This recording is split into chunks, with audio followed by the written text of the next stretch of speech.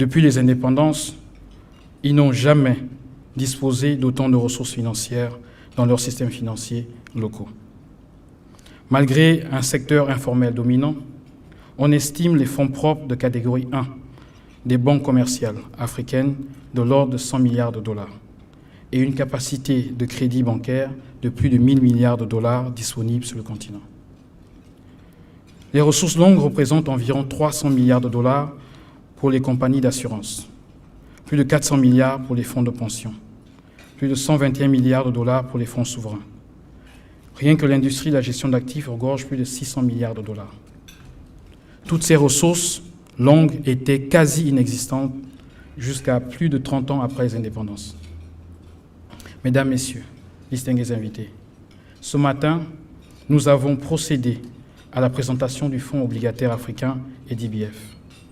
Nous avons pu participer aux discussions des deux éminents panels sur la raison d'être de ce nouveau véhicule financier. Tout le mérite vous revient, et ce, à maints égards. En effet, depuis 2010, alors que ce projet n'était qu'à un stade embryonnaire, vous l'avez nourri de vos encouragements, de votre confiance, et grâce à vos contributions à la base de données et vos suggestions, nous avons pu avancer.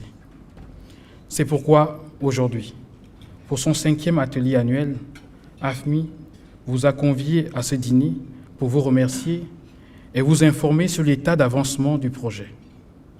Mesdames, Messieurs, distingués invités, AFMI, par ma voix, voudrait tout d'abord remercier le président de la banque, Dr Adesina, qui a justement affirmé la semaine dernière, lors du conseil d'administration, qu'il trouve ce produit innovateur et qu'il espère qu'il ira au-delà des 200 millions de dollars qui sont visés.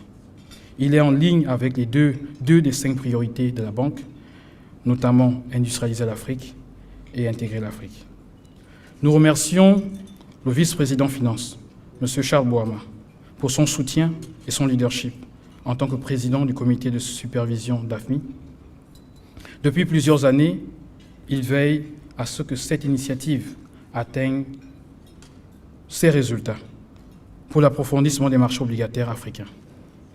Nos vifs remerciements vont aussi à l'endroit du directeur du département du secteur financier de la BAD, M. Stéphane Nalitambi, qui a conçu et lancé cette initiative au sein de la banque en 2008. Il continue à suivre et encadrer son évolution.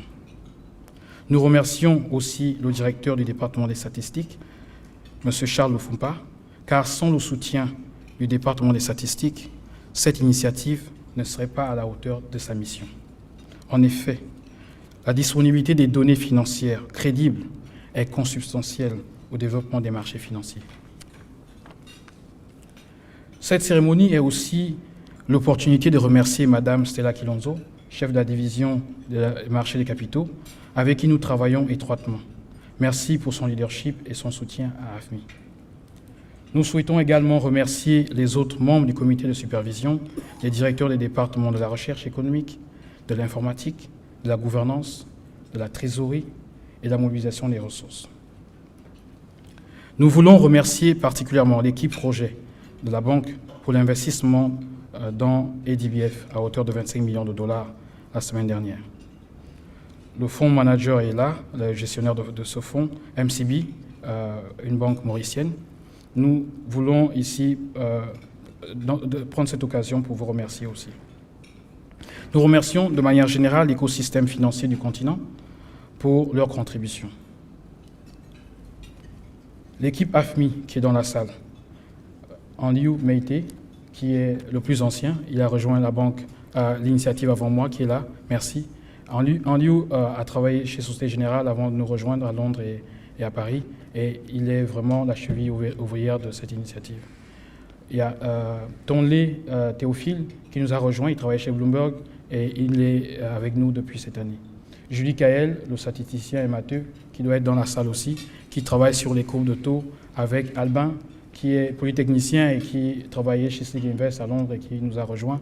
Donc, ces deux personnes qui, très souvent, voyagent à travers les pays pour aller donner des formations sur les courbes de taux, sur la liquidité, la gestion de la liquidité et aussi aider les banques centrales dans la collecte des données. Saoudatou, elle est dans la salle, qui est dans le programme des YP, et qui, avant de rejoindre la banque, travaillait sur les plateformes pétrolières. Tarak Hosni, statisticien, qui est là aussi dans la salle et qui aide ce réseau de plus de 40 banques centrales à collecter ces données pour l'initiative des marchés financiers. Tout cela sous la supervision de Slaidine Saidi, qui est l'ancien directeur général de l'Institut tunisien des statistiques, qui est un ancien de l'ENSAE et qui effectivement apporte un soutien fondamental dans ce travail.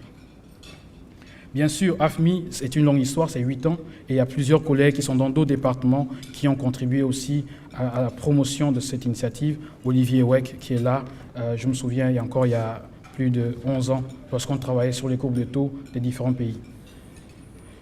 Mesdames, Messieurs, distingués invités, mobiliser l'épargne domestique nécessite une approche holistique, couvrant l'environnement des investissements, la crédibilité des politiques macroéconomiques, le développement du secteur financier, la répartition des revenus et les taux de change. Comme disait le président Roosevelt durant son allocution sur le New Deal, je cite, « Il y a de nombreuses manières d'atteindre ce but, mais il n'est pas possible d'y arriver en ne faisant que parler. Il nous faut agir et agir rapidement. »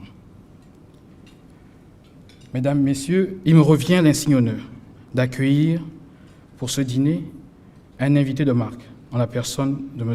Lionel Zinsou, comme keynote speaker. Il a fait le déplacement de Paris pour cette réunion. Il est parti ce midi, il est arrivé il y a moins d'1 heure et il repart aussi ce soir. Tout cela pour témoigner également son engagement pour le développement des économies africaines et particulièrement l'approfondissement des systèmes financiers sur le continent. Président de la Fondation Africa France, membre du comité exécutif de PI Partners, ancien Premier ministre du Bénin, il est banquier et spécialiste de renommée internationale sur la finance. Mesdames, Messieurs, je accueille M. Lionel Zinsou qui va vous adresser quelques mots sur la finance et sur le développement de la coopération entre la France et les pays africains. Je vous remercie.